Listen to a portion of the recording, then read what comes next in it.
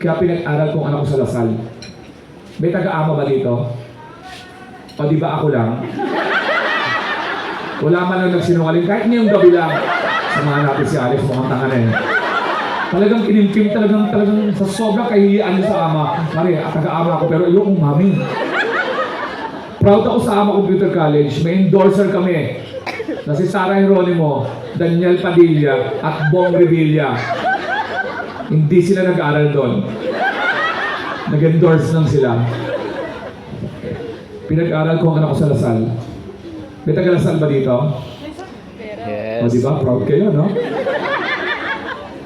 Kahit papasok pala sa Lasal, Lasal na kagad, diba? Mag-enroll ka na, diba? 100,000 ang tuition. Tri-SEM, 300,000. 4 na taon, 1.2 million. Kaya pag nagbabayad ako doon sa Lasal, pagpasok ko, hinahanap ko yung pinakamalapit na poste. Niyayakap ko siya.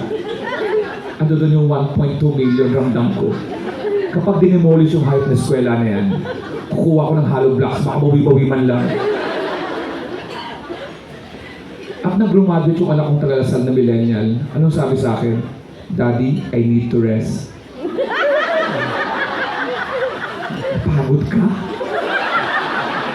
Sana pagod sa pagpapaaral ko? Nakakapagod ba maglaan sa campus? Pagbaba mo sa kotse, ano? Na-stress ka? O ngayon, kung napapagod ka, ano gagawin mo? Di ba? Nung graduate ako sa Ama Computer College, umaakit pa lang ako sa PICC, kinukuha ko yung diploma ko. Yung nanay ko sumisigaw na doon sa hayop ka, magtrabaho ka na. Ikaw, you need to rest? Saan ka mag-rest? Daddy, Japan. Japan?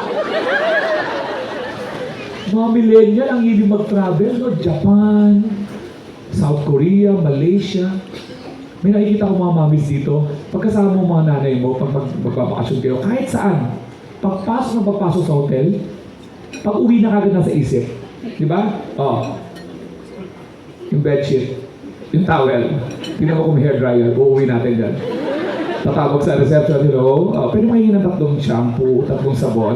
Ubus kagad, kakarating lang namin eh. Mabilis kumamit yung mga bata. Ang nanay lang ang pagpa-uwi na sa hotel ng lobby, akala may krimen ginawa, di ba? Nagmamadali, bilisan mo! Dala ko yung hairdryer! Kailangan natin magsumikap dito sa bansa natin. Kailangan natin maging mayaman. At alam mo, may palatandaan na mayaman ka na sa sports.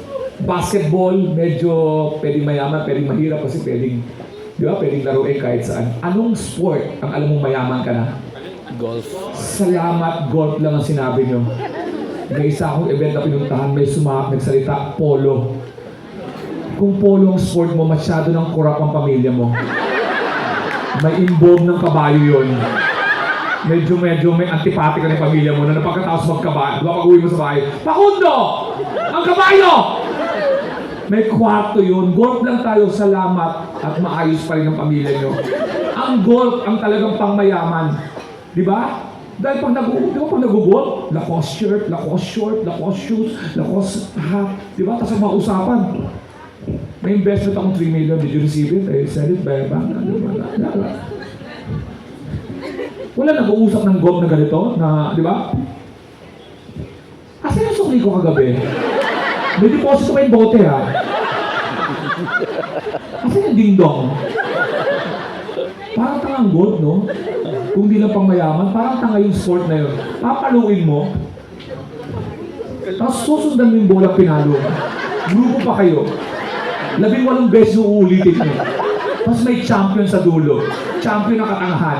Kung yung bola nagsasayta, tayo na papaluin nyo ako, susundan nyo ako. Pag nanood ka ng basketball, kung sa'yo ng basketball, pag LeBron James driving and he dance, what a shot! Pag golf, di ba parang pabulong na halos? Tiger Woods, parang kayo pag-sex yung anak. Tiger Woods, on the 9th floor. Ay, 9th hole, aiming for the eagle. Diba, parang, pero pag Pinoy yun, saya nun, no?